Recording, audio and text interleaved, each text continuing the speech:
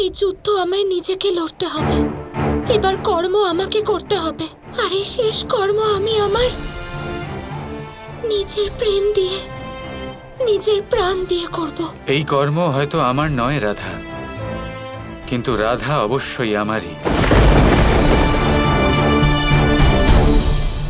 যতই যাই হয়ে যাক না কেন, একটা কথা চিরকাল মনে রেখো, তুমি যাই করবে তোমার কৃষ্ণ চিরকাল তোমার সাথেই থাকবে।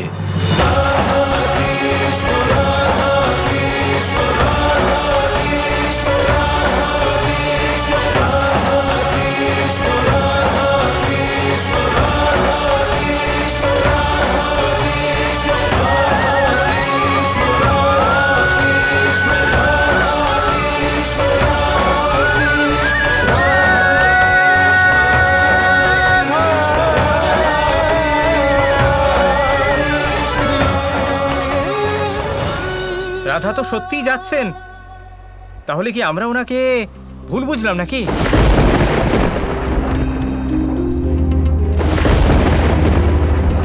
আর্য শাম্ব, এবার কি হবে?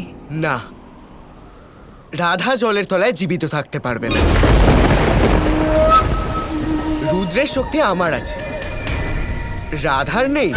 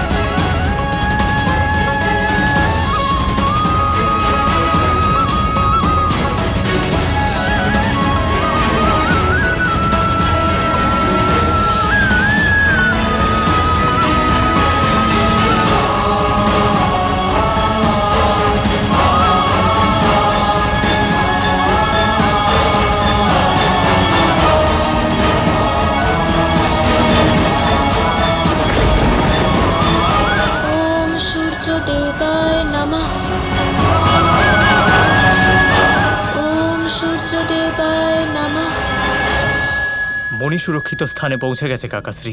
কিন্তু কানে তুমি রাধাকে এরকম কেন করতে দিলে? যদি ওর কিছু হয়ে যায় তাহলে? রাধা যা কিছু করছে ভালোবেসে করছে, নিজের প্রেমের জন্য করছে দাদা।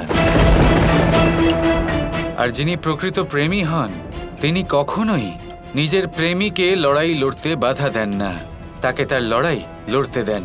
আর আজ আমি সেটাই করছি। ওম সূর্যদেবায় নমঃ। কিন্তু কানাই, যদি চন্দ্রদেব নিজের কথা না রাখেন তাহলে? যদি চন্দ্রদেব নিজের প্রতিশ্রুতি না রাখেন, যদি সূর্যদেব উদিত না হন? নারীর শক্তি সম্পর্কে আপনার কোনো ধারণাই নেই দাদা, কিন্তু আজ আপনার সাথে সাথে এই সমস্ত সংসার জানতে পারবে যে নারীর শক্তি আসলে কি। ওম সূর্যদেবায় নমঃ। রাধা আজ নিজের জীবন বিপন্ন করেছে এই সংসারের প্রাণ বাঁচাবে বলে। যদি এত কিছু হবার পরেও যদি আমার রাধা নিজের প্রাণ হারায়, তাহলে সত্যি বলছি এই সংসারের নিষ্প্রাণ হয়ে যাওয়াই উচিত।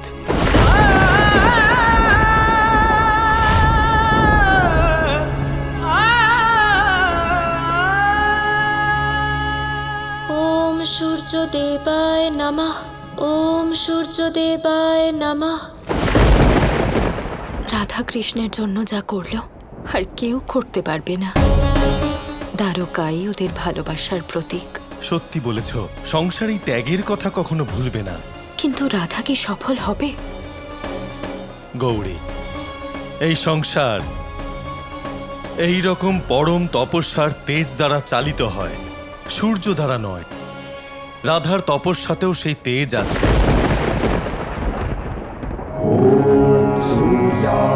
ওম সূর্যদেবায় নমঃ।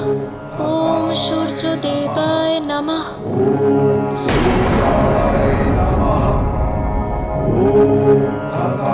ওম সূর্যদেবায়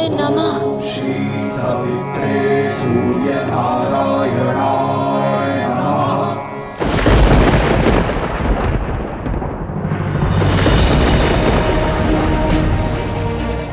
রাধা ঠিক বলেছিলেন, দেখো সূর্যের তেজ ফিরে আসছে। হ্যাঁ, একদম ঠিক ফিরে বলেছো। আসছে। সূর্যের শক্তি ফিরে আসছে, তার মানে রাধা জলের মধ্যে জীবিত আছে, তার মৃত্যু হয়নি। কিন্তু এটা কি করে সম্ভব? চন্দ্রদেব, আপনি আমার সাথে ছলনা করছেন, তাও রাধার জন্যে। কিন্তু আমি এরকম হতে দেব না, কোনো মূল্যতেই নয়। তুমি হলে মূর্খ। আমি আবারও বলছি, শান্ত হও শাম্ব। না, আমি থামবো না। আজ যে কোনো পরিস্থিতিতে আমি রাধার তপস্যা ভঙ্গ করেই ছাড়ব। লক্ষণা, তুমি যেভাবেই হোক দ্বারকাবাসীদের চন্দ্রদেবের তপস্যায় ব্যস্ত করে দাও। আমি রাধাকে দেখছি।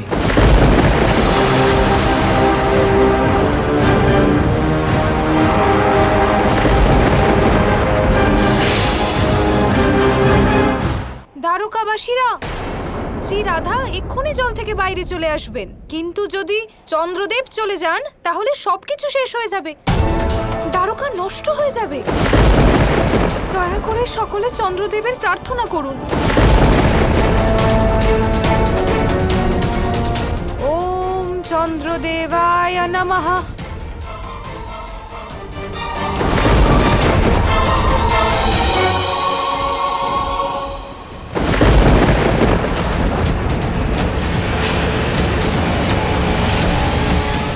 তাহলে এবার এই শাম্বর রাধার উপরে আক্রমণ করতে চলেছে।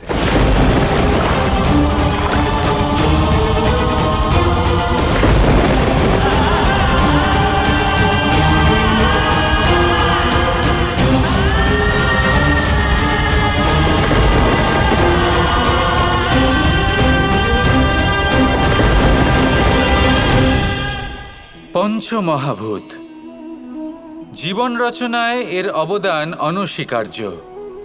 এই পঞ্চমহাভূত আসলে কি? জল, বায়ু, অগ্নি, মাটি আর আকাশ। এবার শুধুমাত্র জীবন রচনায় এর অবদান আছে তা নয়, শুধু শরীর রচনাতে এর যোগদান আছে তা নয়, বরং এরা হলো আমাদের জীবনের সবথেকে বড় শিক্ষক। এবার আপনারা সকলে চমকে যাবেন, হয়তো আপনারা এই দৃষ্টিভঙ্গি দিয়ে কখনো দেখেননি। আমি আজ আপনাদের বোঝাবো। এদের মধ্যে সবথেকে বড় তত্ত্ব জল। এ আমাদের কি শেখাচ্ছে? এই জল, এর নামই হলো জল, কিন্তু এ কখনোই আমাদের জ্বালায় না, আমাদের জ্বলনের কারণ হয় না। তাহলে কি করে? আমাদের তৃষ্ণা মেটায়, আমাদের শীতলতা প্রদান করে, জীবন দান করে। এর দ্বারা আমরা কি শিক্ষা লাভ করি? যে আপনার উৎপত্তি যেখান থেকেই হোক না কেন, আপনি যেখানেই জন্মগ্রহণ করুন না কেন, আপনার কর্ম সর্বদা শ্রেষ্ঠ হওয়া উচিত। আপনি জলকে যে কোনো পাত্রে রাখুন না কেন, সে সেই অনুসারেই নিজের আকার ধারণ করে নেয়। এর দ্বারা আমরা কি শিক্ষা পাই? এই শিক্ষাই পাই যে যে কোনো পরিস্থিতিতেই নিজেদের মানিয়ে নিতে হবে, নিজেকে সেরকম করে নিতে হবে। যে দেশেই থাকি না কেন, যে স্থানেই থাকি না কেন, যে পরিস্থিতিতেই থাকি না কেন, যে ব্যক্তির সাথেই থাকি না কেন, আমাদের সুখময় হয়ে জীবন অতিবাহিত করা উচিত। দেখুন, আমাদের কত বড় একটা শিক্ষা দিল এই জল, যা আমরা কোনোদিন দেখতেই পাইনি। নিজেকে জলের মতোই করে তুলুন। সুখের ধারায় স্বাচ্ছন্দ্যে প্রবাহমান হতে থাকবেন আপনি। নিজের আকারকে ভেঙে ফেলুন, নিজের সীমা লঙ্ঘন করুন। আপনি অবশ্যই একদিন মহানুভবতা অনুভব করবেন। তাহলে আসুন আর আমার সাথে ভালোবেসে বলুন, রাধা রাধা।